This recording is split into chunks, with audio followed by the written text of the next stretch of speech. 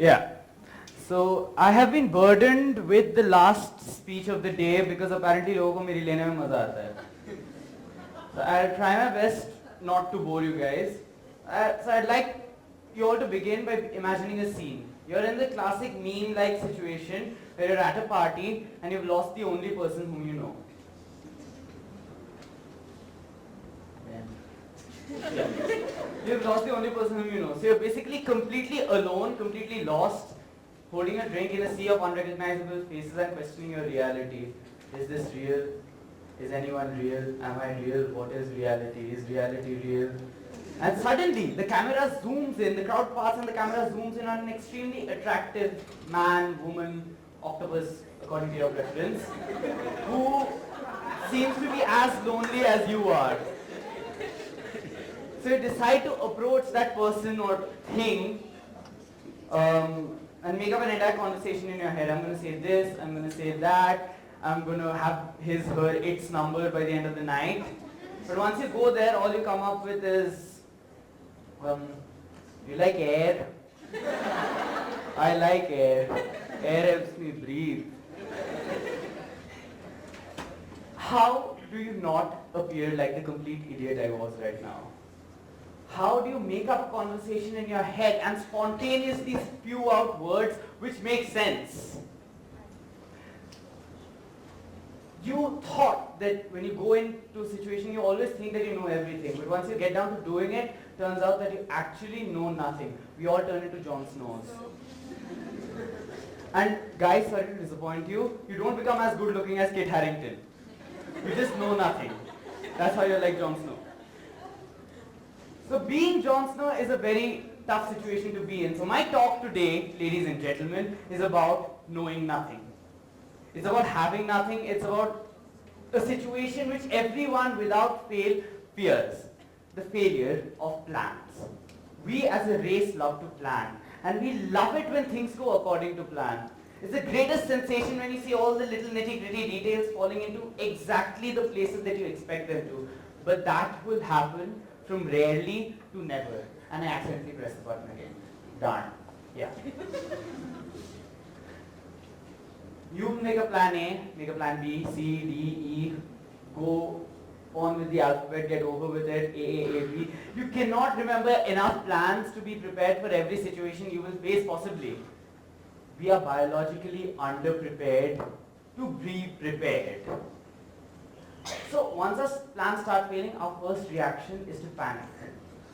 And once our plans start failing, our first reaction is to curl up in a ball and say, I give up. But giving up is not an option. Even in the words of the poet Walter D. Wintle, in the end, life's battles go to the man who thinks he can. I'll go a step further and say life's battles go to the man who thinks he can, but knows that he might not. This might not is what scares the daylight of everybody, but it also motivates us. It motivates us to meet deadlines, to prepare for tests. It's motivating me to give the speech right now. But that's just the awareness. The awareness motivates us, but once the awareness translates into a crippling fear of failure, it does what all crippling fears do. Cripples you. What I'm here to do today is give you a few pointers, a few prerequisites, which you need to keep in mind while your plans are failing, a sort of contingency plan for all contingency plans. How to improvise. Improvisation, my friends, is a beautiful thing. And the best thing about it is, it's not just a few people who are talented at improvisation who can do it, but anybody possibly can. According to improv comedian Steve Matozak, improv is like a muscle. The more you exercise it, the more you use it, the better you get at it. I think Ms. Patra would agree with me actually. So it is possible for anyone to improvise, and here are the prerequisites. Gather knowledge. Be hungry for knowledge, be thirsty for knowledge, be it anything. Scientific achievements, historical events, current affairs, politics, who's girlfriend, Rakhi Sawant ko kaun missed call de raha hai. Just gather knowledge because you have no idea what situation you'll be faced with in life next. If you're lost in the forest, there's a great chance that you might survive if you've seen enough Man vs. Wild, right? This tastes like chicken and I must drink my own pee. So gather knowledge, gather general knowledge, and be prepared to some extent for whatever might happen. Specific knowledge. Your area of core competence is your passion, what you love doing, what you keep on doing throughout your life. And specific knowledge for that area needs to be thorough. If you're working in a corporate job, you need to know the ins and outs of the organization like the back of your hand. If you're a musician, the instrument you're playing must operate as if it's a part of your own body. Classical Indian musicians train from age 4 or 5. That's a very young age to start training. Indian parents.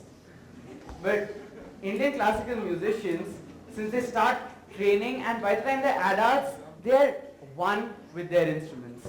They can play it very, very well.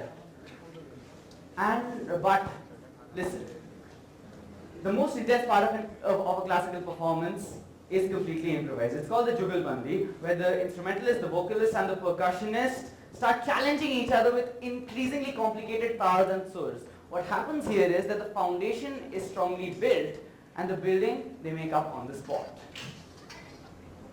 Yeah.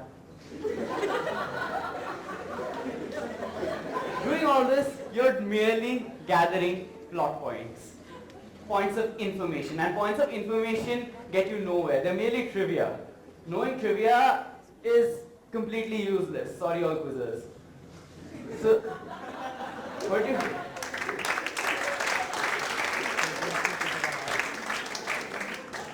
what you actually need to do is build a perspective, have an opinion on what is happening, what has happened. And once you build it, you need to do this. Hold your ground. A fickle mind is not respected anywhere. Do not digress from what you're saying or doing. Keep doing that thing till it is over. That is very difficult to do if you don't have the first two prerequisites and if you have not built your perspective. The next prerequisite I am about to present will sound sort of contrary to what I have said till now. Do not refute what others say. Agree. There's a concept in improv comedy called yes and, which means that once you're improvising on stage, you cannot possibly argue with your partner that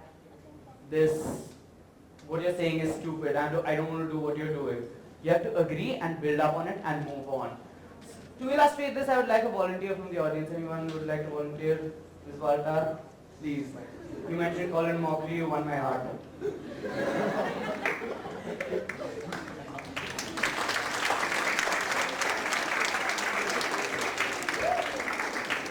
Could someone please hand her a mic?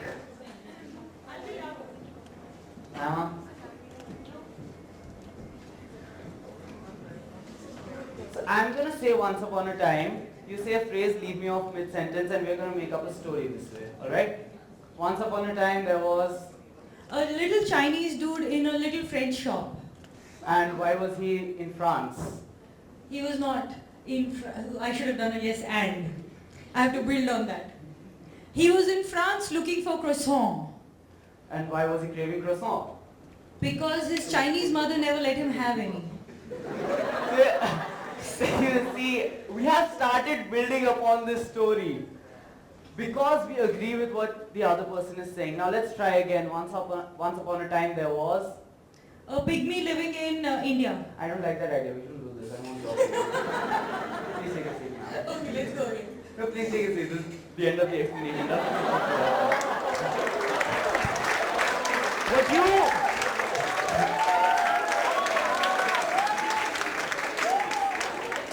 What you witnessed right now was what is called a stalemate. Once you start arguing with another person, you stagnate at one point and you do not try to reach a solution. Once you're improvising, you do not have time to argue. Debating is important, but sorry dude, not time to debate. It's time to agree and get on with it. Just agree. The world would be a lot better if people just learn to agree. Focus. Yaar.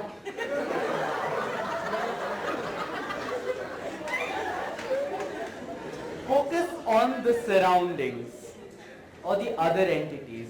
It is sort of related to yes and. It just means do not be selfish. Do not think about yourself. Let's go back to that forest we were in. We cannot think of what we need. For all we know, we need an iPhone in the forest. We cannot get it. We need to think what the forest is willing to offer. And it is willing to offer insects which taste like chicken and your own urine. Take an example. You have failed to do your homework and have a teacher glowering down at you.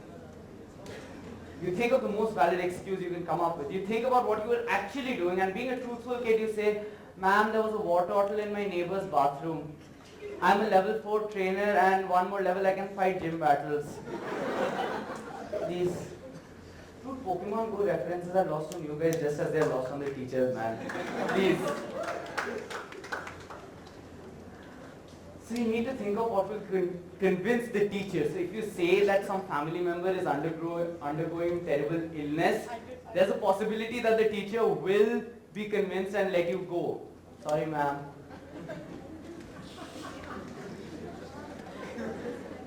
Do not be afraid of failing. Failure scares the daylights out of everyone, as I said.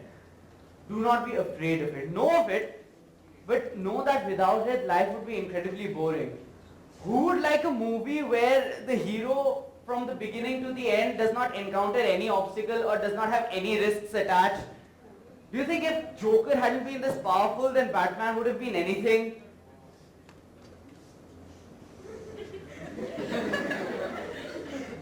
I was just thinking that it sort of beats the point of hit Rajnikant movies.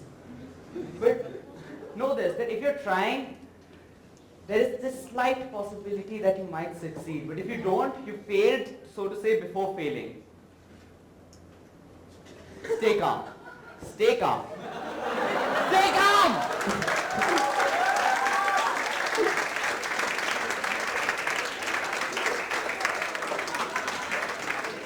You work yourself up to a frenzy, your body goes filled with adrenaline and cortisol, and the one organ you're using the most while improvising is your brain.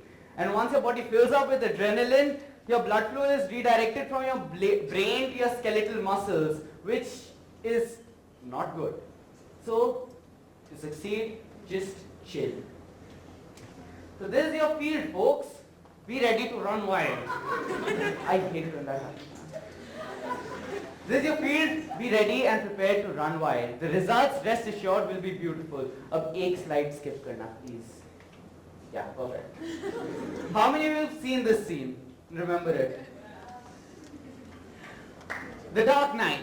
The scene where Inspector Gordon is promoted to commissioner and everybody in the prison starts clapping. Camera zooms in on the Joker in his jail cell and even he starts clapping. Heath Ledger, according to the script, was not supposed to clap. This was a small improvised act on his part which gave the scene a sense of ironic darkness and inspired many a meme such as this and even an internet gif. How many of you have seen The Dead Poets Society? Robin Williams. So when he started acting at the start of the shoot, Robin Williams was very wooden and rigid until the director eased his leash and let Robin Williams improvise. And then he started quoting Shakespeare and, ladies and gentlemen, presenting John Keating, one of the greatest characters in Hollywood history. In real life too, people improvise all the time. Soldiers improvise. You can make any darn battle strategy you want. You never know what your enemy is going to come up with. At the end, you have to modify your battle strategy according to what they are doing. Doctors improvise. A surgeon at the table knows just a little bit more than the person lying on it. Sorry, surgeons. However, when his patient starts flatlining and all the equipment around him starts beeping, he cannot just curl up into a ball and say, "No, I give up, he's dying, I did wrong." No. He has to keep trying to make that person survive until life or death wins. And once one of them wins, he cannot just let go then. He cannot let go of surgery. He has to keep trying and trying until he succeeds. Why improvisation? Why keep this open mind that I'm talking about? You see, when you're making plans, you sometimes end up making 4 plans which prove to be 4 walls of a room. Toing, toing, toing.